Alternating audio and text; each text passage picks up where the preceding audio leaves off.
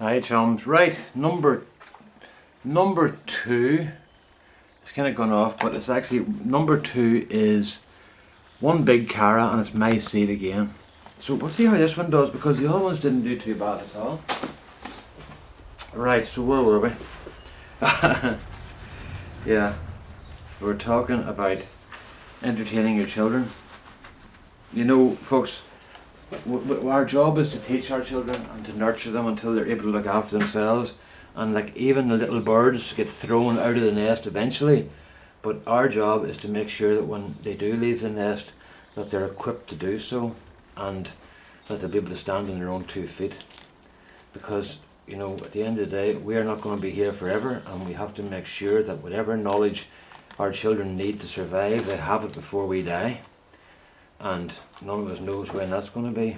So your job as a parent is to make sure your children can survive after you've gone, and to give them the tools to survive. So how did I get on that there? Yeah. Things. Hold on, just see a slug here. I want to get rid of it because I don't want it in the potatoes.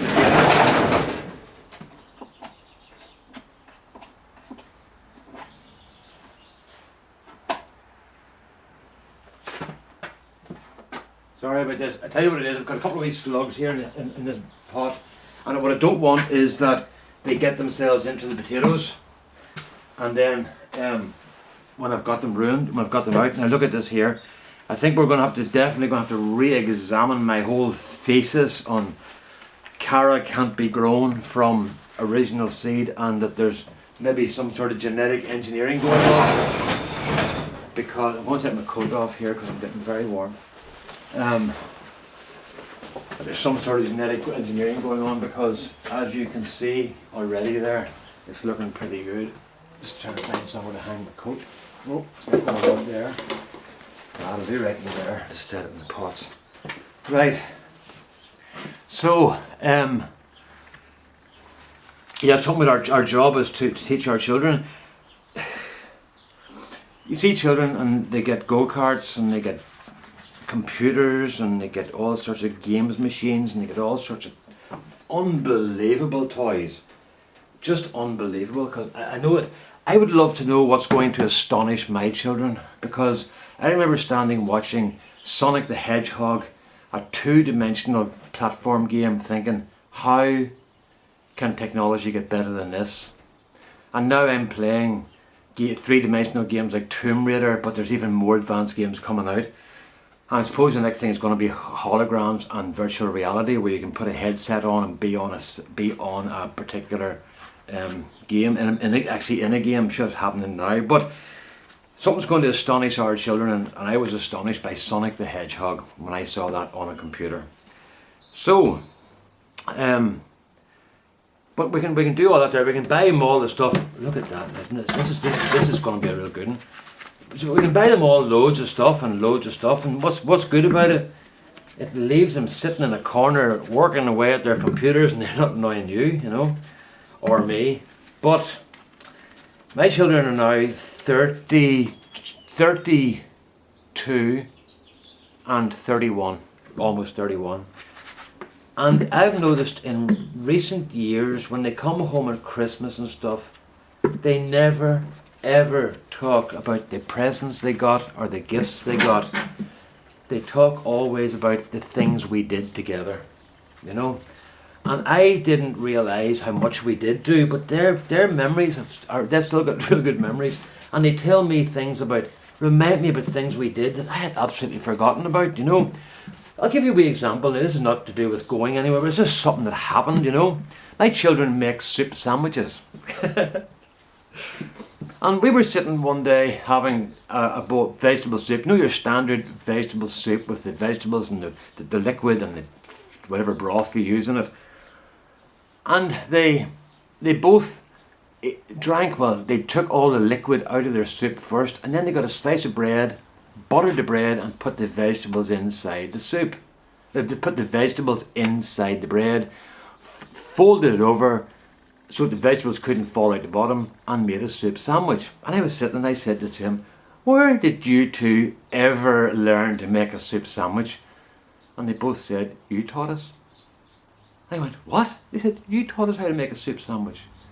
I went, you're joking? I went, no, we wouldn't know about this unless you told us. So I must have been sitting someday and decided for a laugh to teach them how to make soup sandwiches. And they're actually very nice. If you put your vegetables if you put your soup vegetables, the warm soup vegetables onto the bread and butter, it kind of melts the butter, and butter's so good, you all like butter. And it puts the butter in around the soup vegetables, and it's really, really tasty, you know. But I must have done that for a joke one time. They're now in their early 30s, and every time they get vegetable soup, they make a soup sandwich, because that's what I taught them. So be careful what you teach your children. So I didn't know that. But the one thing they talk about all the... There's one of our local lunatics going down the road. He must be made of money for buying tyres and stuff, you know. So, but where was I going with that? Yeah. So, but as I was saying, the thing that they talk about all the time is the things we did, not the things we bought or the places we went. They liked the places we went, but even with things like the trip to Canada, which is our biggest holiday as a family, they still talk about the things we did, not the actual being in Canada, but it was the things we did when we were there that they still remember and enjoy, you know. And that gives me great satisfaction, because, you know, I think I was a bit of a lousy dad, really, you know, because of my health issues. I couldn't do the same rough and tumble rolling about on the lawn and the floor type thing like other dads could do. I had to be really careful with my spine that I didn't bust it, and there was times I couldn't lift my children because I just wasn't able to lift, you know, and I felt like a real failure because I wasn't able to do the same sort of dad things that other people did, you know. But so it was kind of heartening for me to find out that the gentle time we spent together gave them as much satisfaction as maybe the rough and tumble times that we'd had as well, you know. But they were few and far between because of my health, you know. And, you know, it's the thing about the health issues is when somebody does have a chronic illness in a family, it affects the entire family. It doesn't just affect them. You have to remember that if you are suffering from some sort of chronic condition, it affects the entire family, you know. They're suffering with you. But sometimes it's hard to remember that, you know, because we get so tied up in ourselves and our pain and our condition that we forget that there's other people watching it and breaking their hearts over what's going on, or maybe becoming frustrated because they don't know what to do, and it's always there's things they can't do because of your condition, you know. And that was the situation in this house. There's times we couldn't do things because I couldn't do them, you know. So it left me feeling like a bit of a lousy dad, you know.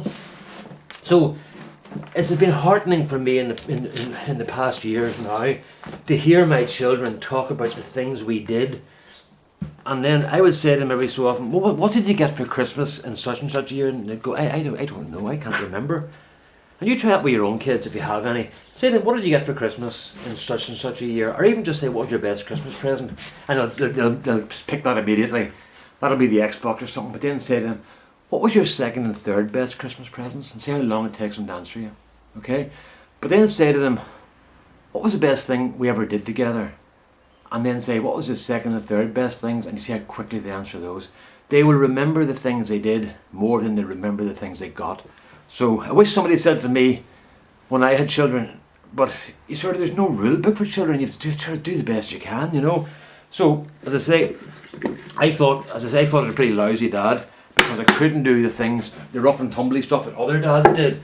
But I was pretty pleased whenever I discovered then the kids really enjoyed the stuff we did together, you know. That was very, very reassuring for me, you know. So children, give them time, not money. Don't give them all the money, give them the time, because at the end of the day, you see children know how to play people, and if they think that money is a way to get peace, you get peace, they'll make you pay for your peace. So there's nothing as cute as a child, and there's nothing as cute as a brand newborn child, because they have to survive, so they know exactly what to do to survive. Right, this is going to be really good, folks. This has really heartened me to see this. In see these ones here, these are starting to grow as well, the wee chits are coming. I'm going to go for about £8 here, I reckon. 8 or 9, eight, I'll go for £8. Just get the gloves off. Oh. It's getting warm in here. It's about 16 degrees, that's about 60. And that's warm, that's too warm for me. I like it cool, I like the 40s, you know. But I would, because I'm in the crooked I'd get anyway, you know.